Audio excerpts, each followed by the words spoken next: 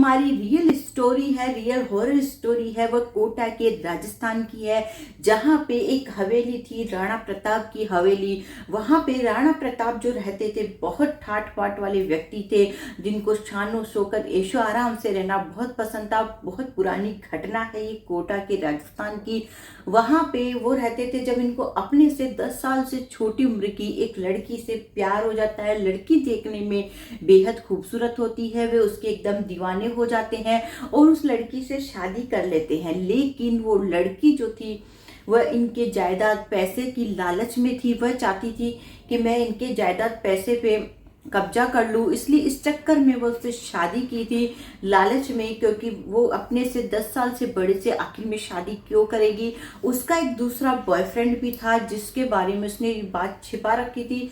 वो उनसे शादी कर लेती है। राणा साहब जो थे वो बहुत खुश थे कि मेरी इतनी खूबसूरत लड़की से शादी हुई है, तो वो बहुत खुश थे। और धीरे धीरे वो लड़की जो है प्लान बनाती है अपने बॉयफ्रेंड के साथ में मिलकर, और राणा साहब का वो लोग दोनों मिलकर खेल खत्म कर देते हैं।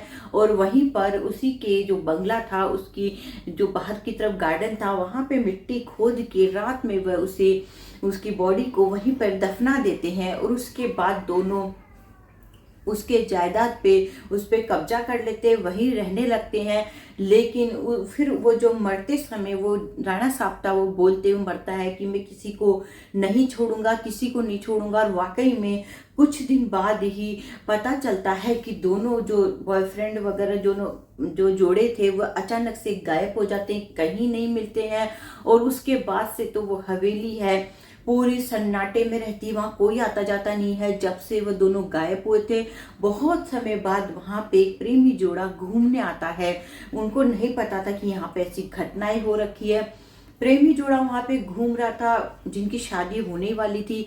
वो अचानक से जो उसका प्रेमी है उसी जगह पांव रख देता है जहाँ राणा साहब की बॉडी दफन की गई थी। और अचानक से वहाँ पे उसकी पांव रखते ही वो मिट्टी में अचानक धंसने लगता है। उसकी जो गर्लफ्रेंड थी वह देख कर डर जाती है, इधर उधर भागती है, बचाने की कोशिश करती है, हवेली में जाती है तो उसे एहसास होता है कि जैसे हवेली में कोई है। उसके बाद वह डर जाती है बुरी तरह से और बाहर आती है तो उसके साथ भी यही होता है। उसके पांव नीचे धीरे धीरे दफन होने लगते हैं, दोनों ही नीचे जमीन में दफन हो जाते हैं। उसके बाद उसके जो भाई बहन होते हैं वह उनकी तलाश में निकलते हैं, क्योंकि उनका कहीं अता पता नहीं था। तब उनको लगता है, पता चलता है कि वो लोग यहाँ घूमने गए थे, तो वो अपने दोस्तों को लेकर पूरी टीम के साथ वहाँ आते हैं और उनकी तलाश शुरू कर देते हैं कि आखिर में वो गए तो कहाँ गए, हम पता लगा कर रहेंगे।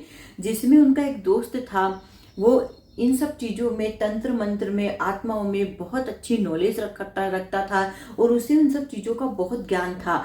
आभास हो जाता था उसे उन सब चीज़ों का। वो जैसे ही वहाँ आता है तो बोलता है कि यहाँ पे किसी आत्मा का साया है और उनके साथ भी कुछ न कुछ बुरा हुआ है। ये सुनकर सारे दोस्त जो है डर जाते हैं, बोलते हैं कि कुछ न कुछ तो यहाँ पे गड़बड़ है, तो हमें यहाँ पे रहकर पता लगाना पड़ेगा। वो लोग दोस्त वहीं रुक जाते हैं।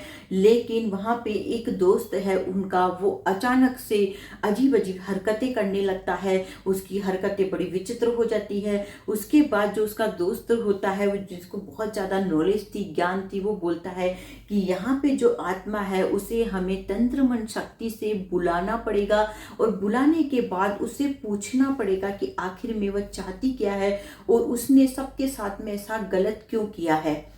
फिर बाद में वो तंत्र मंत्र विद्याएं करता है, उससे राणा साहब की जो आत्मा होती है उसे बुलाता है। बुलाने के बाद बैठ कर सारे दोस्त अपना हाथ एकदम कस के पकड़े होते हैं। बोलते हैं कि किसी को भी किसी का हाथ नहीं छोड़ना है, कस के पकड़ के रखना है। तो आत्मा गरजती बरसती एकदम आती है भयानक रूप से, बोलती है कि मैं किसी को नहीं छोड़ूंगा, मेरे साथ जो बहुत गलत हुआ है मैं किसी को नहीं छोड़ूंगा। ऐसे करके वह आत्मा आती है। वह बोलते हैं कि तुम सबके साथ ऐसा गलत क्यों कर रहे हो, उसे समझाने की कोशिश करते हैं। लेकिन वह आत्मा गरजती बरसती बहुत गुस्से में रहती है, फिर चली जाती है। इसके बाद वह अपनी दोस्त की आत्मा, उसे भी बुलाते हैं, अपनी मरी हुई दोस्त की आत्मा को। फिर उसे भी पूछते हैं कि तुम्हारे साथ में आखिर में क्या हुआ था, तो वो पूरी घटना बताती है। और उसके बाद में वो पूछते हैं कि आखिर में ये राणा साहब की आत्मा को कैसे शांत किया जा सकता है। तब वह इलाज बताती है कि जहाँ पे इनकी आत्मा, जब उसकी दोस्त से पूछा जाता है कि इसको कैसे शांत किया जाता है, तब वो बताती है कि यहाँ हवेली के अंदर एक माता का मंदिर बना हुआ है, वहां पे एक त्रिशूल है, उस त्रिशूल को ले जाकर उसी से यदि इनके ऊपर वार कर दिया जाएगा, थोड़ा सा भी टच हो जाएगा, तो इनकी आत्मा हमेशा के लिए शांत हो जाएगी, वह किसी को परेशान नहीं करेगी।